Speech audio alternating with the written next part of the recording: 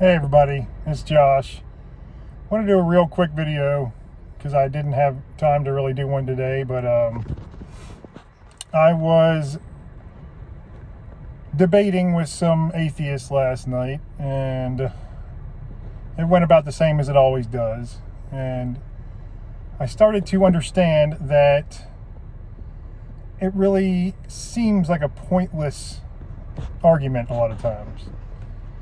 Now, these aren't just the atheists who just don't believe because they just haven't had any experience with it, or maybe they've been turned off by Christianity or some religion in their lives, and they just shut it out until they get a calling, maybe. Now, I just had a really good friend who has not been a believer his entire life. He's in his 40s. And he finally got the calling. Now, I've never pushed my beliefs on him. I've never pushed it really on anyone. I've showed him how my life was transformed. And that was, I think, an eye-opener for him. He began to think about it more and think about just what he's seen in life and kind of how his own choices have led him to nothing but suffering, the way mine did. We had different suffering, different ways of suffering, but they always lead to the same. It's those egotistical choices. We think we're doing the right thing a lot of times, and we make the choice. And then after a while of just failing and suffering, we just don't even worry about the right choice at all. We just do whatever comforts us. And when that leads to even more destruction, then that is usually when the wake-up call comes. I can tell you I'm so in awe that he finally got the calling. I'm not here to, like I said, I'm not here to evangelize or push my Christianity on anybody. I'm here to show them that there is a way to have joy and peace in life and just live your life with just complete serenity and that faith in God. But faith in God is never going to have empirical evidence. You have to trust so many things in life. Well, let's say you had a mother that loved you. How do you prove that love exists? Yes, you can prove that your mother exists, but how do you prove that the love she had for you exists? You accept that through examples that build to circumstantial evidence. This evidence, along with feeling, through understanding, and finally transformation, especially in the example of God. This is how we prove God. In my case, you all know my entire life was transformed within an hour. Spent years suffering, and then it was nonstop. I had wisdom I never learned. I had just peace that was unshakable. That all happened within an hour at the exact time I needed it to. Now, I was not an atheist. I believed in God, but I just didn't know God. There's a huge difference between believing and knowing Him and having that relationship. And if you were just a believer and you were still seeking Him, I urge you to please just, consume as many testimonies as you can. Read the verses of the Bible that call to you. Just try to do the things that will help you open your heart to Him. Because it takes total trust. It's a complete trust fall. It's a complete trust fall. Let's say you're a blind man and you got to fall backwards off the Grand Canyon. But you have to trust that God is there to catch you. Now that is a huge leap of faith. But when your life is to a point where you're fine if it ends anyway, what do you have to lose? That God knows that's when you're finally open. I think atheists get wrapped up in a Schrodinger's cat logic loop. And that's how they trap you in their debates. The Schrodinger's cat was, if you put a cat in a box,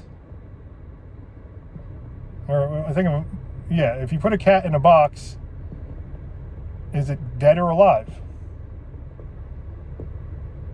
If you put I don't remember exactly how it goes. I'm not sure if it was a dead cat in a box. But is that cat dead or alive? You can't hear or see any movement from it. How do you know that cat even exists? There's a logic loop that they get you caught into. I watched a debate between an atheist and a Christian last night, and there is nothing that the Christian could say that would even sway this man. Peter Boghossian, I believe it was, and I don't remember the name of the Christian's name, but Peter Boghossian was the atheist. And he had said before, even if the stars aligned and it said Christ is king or Christ is God, he still wouldn't believe, because he would have to rule out all the other stuff. There's no point where he can get to the faith. But faith is different. Faith is so different than, science and logic. Spirituality and philosophical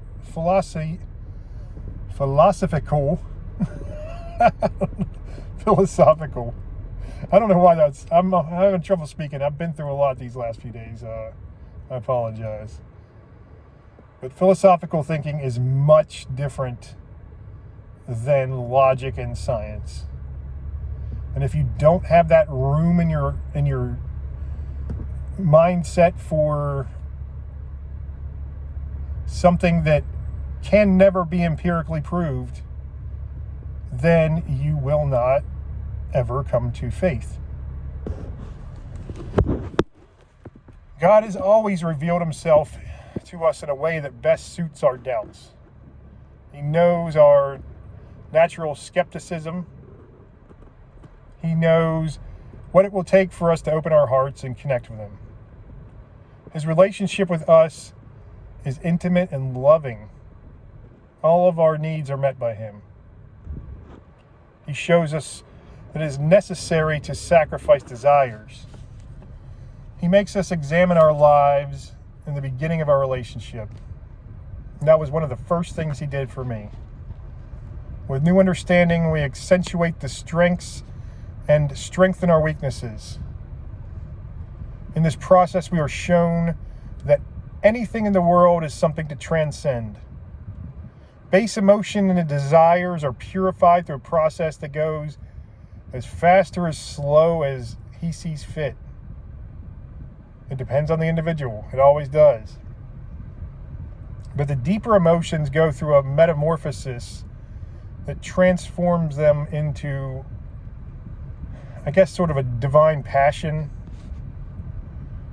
Where there was adoration based on ego and desire, there is now unconditional, radiating love for all things. We connect with life around us in a more profound way. It is the Holy Spirit that works through us, giving us spiritual power. Now, I don't... You have to take... Well, first of all, a lot of the atheists on the internet you should just avoid. Because they are just trolls on there trying to just filibuster you and mock you, and they're not having an intellectually honest debate. Now, a few of them are, but they're very hard to find. And I try to weed through all the ones that aren't and find the ones that are. Now, some of them who are willing to have the intellectually honest debate, it was... I feel bad because I never got to... A guy had responded to me, and it was probably about 5 pages of things and just theories and going through different verses in the Bible, and I was like, I'm trying to respond to all these people to help, all of you. And so I couldn't respond to him, and I completely forgot about it. I probably should try to go back and respond to him at some point, but my life is so busy. I mean, I'm in the Walmart parking lot right now talking to you all, so it's not like I don't have time for anything anymore. I got kids that have, my youngest has digestive issues and apparently can't see very well that we didn't even know about today. And my oldest has got some social anxiety issues, and he's pretty bad. And, of course, the doctor was talking about if therapy doesn't work, putting on medicine. And I told my wife, I'm like, no, we're going to do whatever we can. Maybe when she's a teen, okay, we could think about it. But I'm not putting on her on medicine unless it is the absolute last resort. And I will work with her every day if I have to and figure out ways to help her get over that social anxiety, because I've had it. That's another thing that disappeared the day God saved me. Completely. I mean, I was so socially anxious. If I was recording a video like this for YouTube, I would hit play or hit record and just be like, oh, what was I saying? Or I'd maybe have something written down. Sometimes I'll write down notes and I'd be reading them like a robot, and it'd be all awkward. It completely changed me. And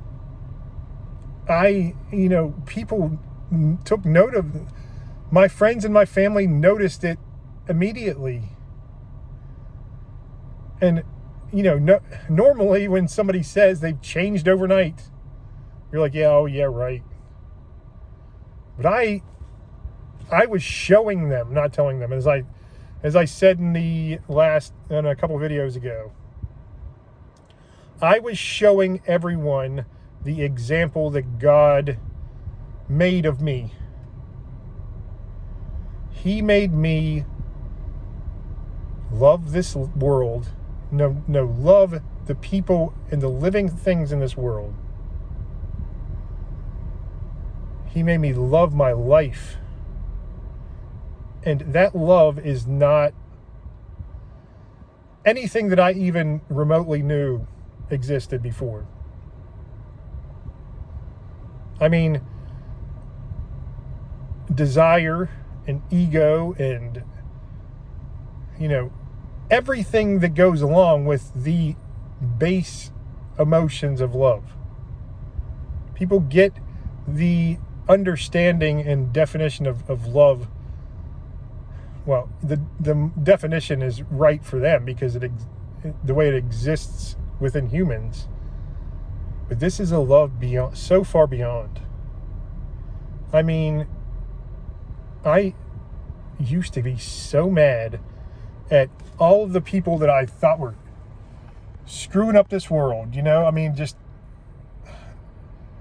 like, okay, today I had to go do my stretching and working out in the pool for a little bit. And some guy hops in my lane and just, without even asking, and just starts, going at doing his thing. Before that it would have made me furious. I would have been like, what the hell are you doing, dude? I would have been ready to pick a fight. I mean, I probably wouldn't have, but you know what I mean. You would have gotten mad, at least stewed about it for a little while. But instead, I went up and started talking to him. We had an hour conversation. I'm like, man, I've got to go.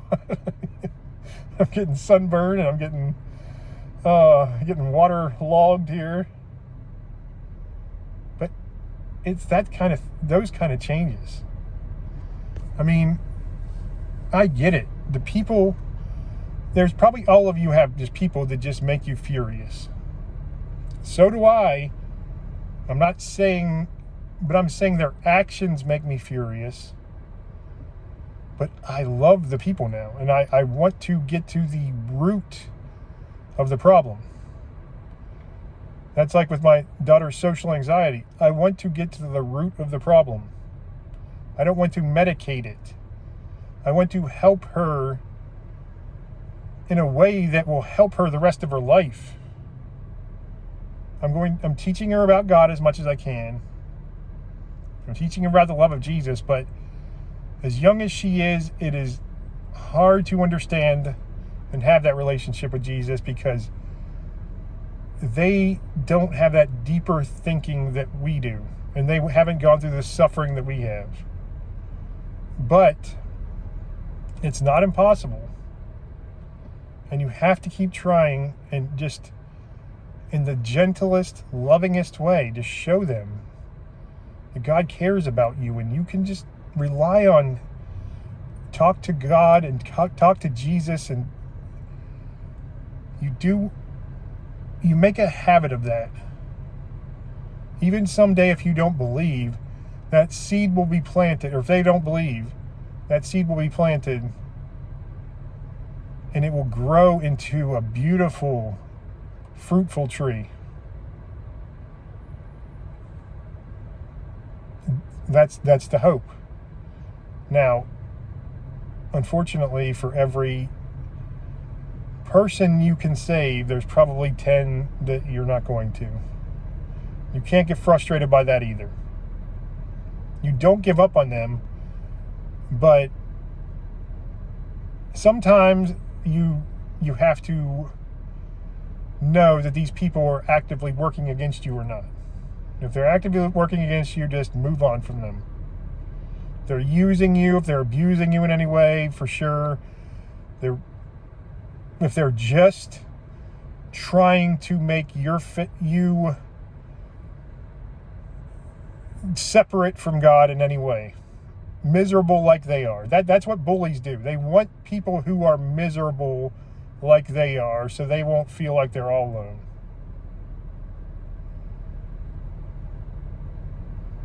I think that you need to approach everyone with grace and everyone with love. And that is one of the hardest things to do before you have that firm relationship with God, that intimate relationship. It's the same with these internet atheists. I try to be kind. I try to get in there, but sometimes they are nice people, but they will attack you because they're getting attacked by all sides. There's Christians who attack them. And I understand the urge to. And there are times when I still will get on and be like, how can you be so stupid to something that happened online? But I try to stop myself now, because that does no one any good. You might feel a tiny bit better after it, but really you're just making yourself worse. All right, I've already been on here too long, so I need to get home. I'm hopefully going to be doing a video tomorrow, but if not, I will see you the day after. I love you all. Have a good one.